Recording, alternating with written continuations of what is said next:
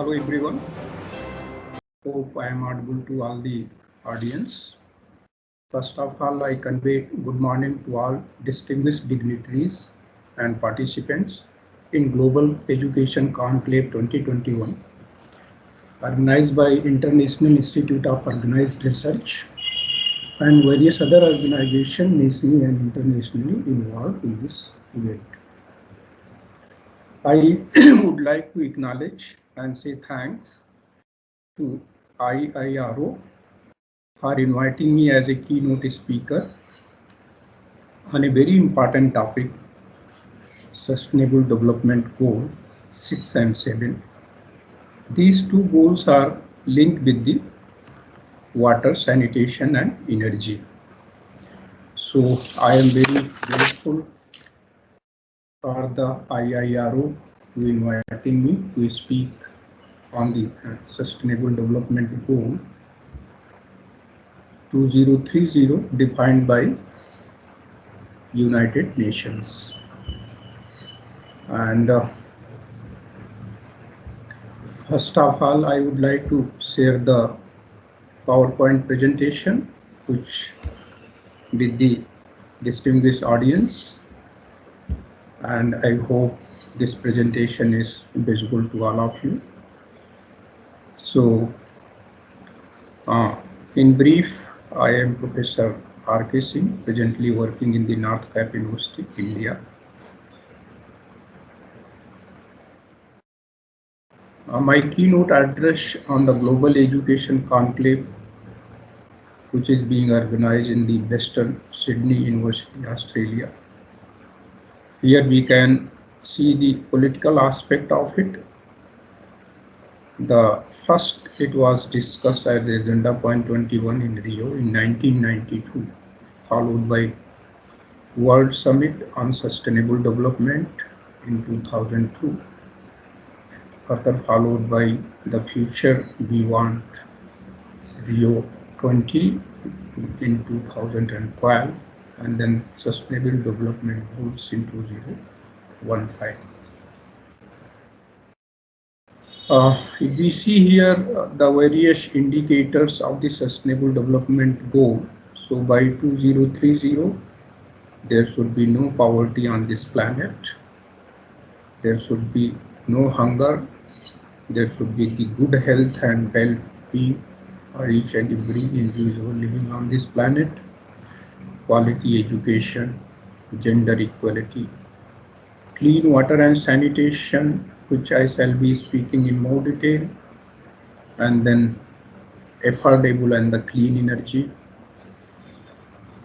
This is non-renewable energy resources which we are looking for the future.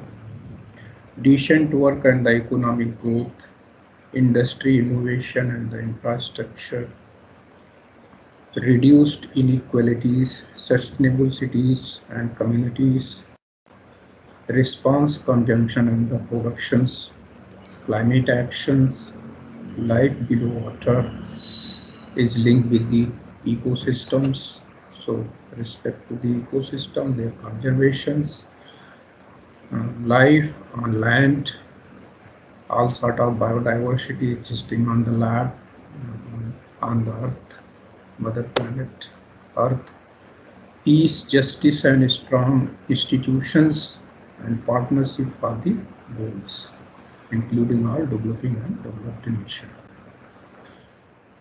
Next to this, on the Sustainable Development Goal 6, by 2030 achieve universal and equitable access to safe and affordable drinking water for all. By 2030 achieve access to educate and the equitable sanitation and hygiene for all. And end open defecations, paying special attention to the needs of women and girls and those in vulnerable situations.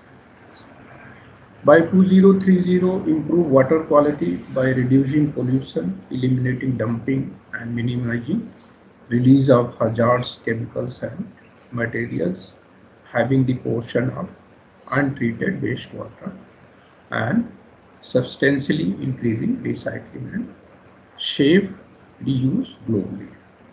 The various indicators for all these targets which I am discussing for landmark year 2030 by the United Nations, like the proportion of wastewater safety treated, proportion of bodies of water with good ambient water quality, and then sub points of the goal 6.4 by 2030 substantially increase water use efficiency across all sectors and store and ensure sustainable withdrawals and supply of fresh water to address the water scarcity and substantially reduce the number of people suffering from water scarcity. By 2030, if we talk about the sub-target 6.5 of the Sustainable Development Goal, then implement integrated water resources management at all levels, including through transboundary cooperation as appropriate.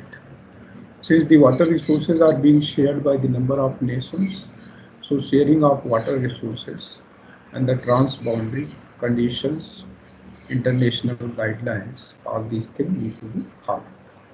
For example, Nile River water is being shared more than 12 rivers, 12 countries across the world.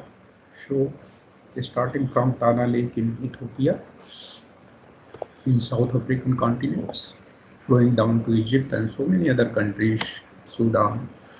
So all these resources need to be controlled through the transboundary conditions and international guidelines. By 2020, protect and restore water-related ecosystems, including mountains, forests, wetlands, rivers, aquifers, and lakes. So here it includes all surface and subsurface water resources. Surface water resources and its conservation of the ecosystem, fisheries, all sort of lives exist in the water, in the surface water systems, as well as the conservation of the aquifers, which is linked with the groundwater resource. Moving to the next point, by 2030, expand international cooperation and capacity building, support to developing countries in water and sanitation related activities and program, including water harvesting. Water harvesting is going to be important to harvest the water to meet the water requirement in the scarce rainy areas where the annual average rainfall is very low. Desalination of the water will help to use the seawater as well as removing the excess salt from the water and make it fit for different uses in the domestic and the irrigation sector. Water efficiency, water treatment, rather wastewater treatment will help us to recycle the water and use for the various other service standards. Recycling and reuse technologies need to be used. Support and strengthen the participation of local communities in improving water and sanitation management. That is going to be very, very important to make the community who can sustain the resource through their cooperation. If we look through the indicator 6.3, then total return flow after treatment divided by total wastewater sent to sewage industry need to be sustainable. Numerator should include at least primary, secondary, and the tertiary treatment. Tertiary treatments are nothing but the advanced water treatment technologies such as reverse osmosis, electrodialysis, and various other advanced water treatment technologies used to reduce the waste from the water. IRWS contains the relevant details on the data items and breakdown of IS.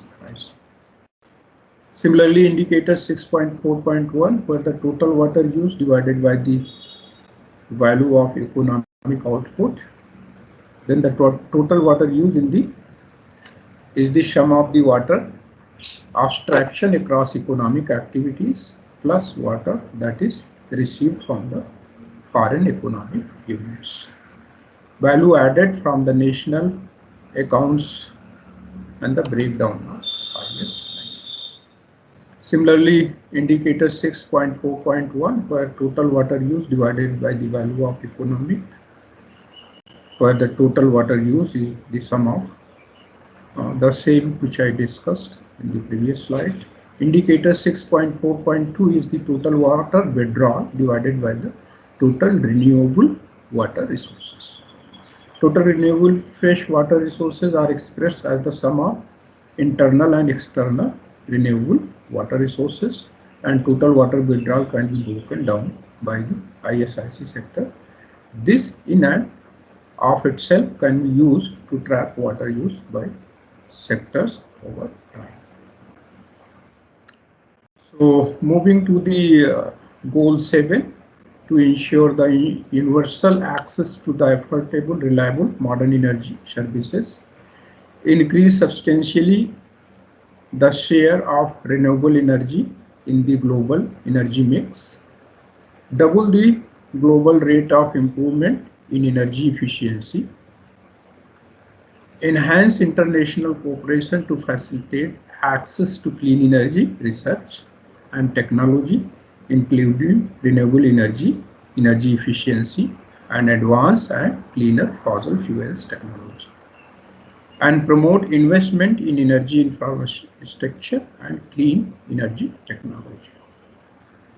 Also 7B by 2030 expand infrastructure and upgrade technology for supplying modern and sustainable energy services for all in developing countries. In particular, least developed countries, small islands, developing states, and landlocked developing countries in accordance with their respective program of support. By 2030, enhance international cooperation to facilitate access to clean energy, research and technology, including renewable energy, energy efficiency, and advanced and cleaner fossil fuels technologies, and promote investment in energy infrastructure and clean energy technology.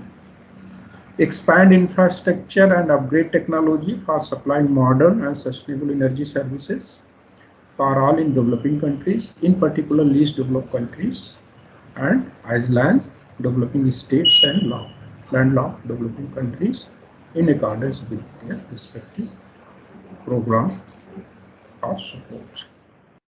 Looking to the indicator 7.2.1, where the consumption of energy from all renewable sources divided by the total final energy consumption, in which renewable energy consumption includes consumption of energy derived from hydro, solid biofuels, wind, solar, liquid biofuels, biogas, geothermal, marine and waste. Total final energy consumption is calculated from national balanced and statics as total final consumption minus non-energy use.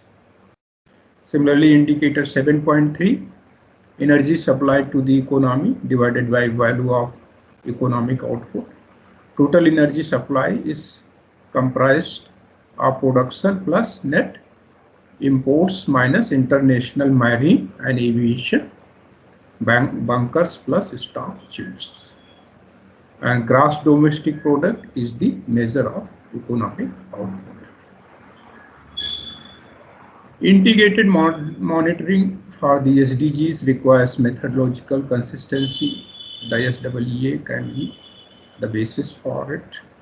The development of coherent environment economic SDG indicators, the disaggregation of SDG indicators to inform national policy and special sector action. So with this, I would like to thanks all the participants who has given the attention to my talk on the SDG 6 and 7, and with this I conclude my presentation.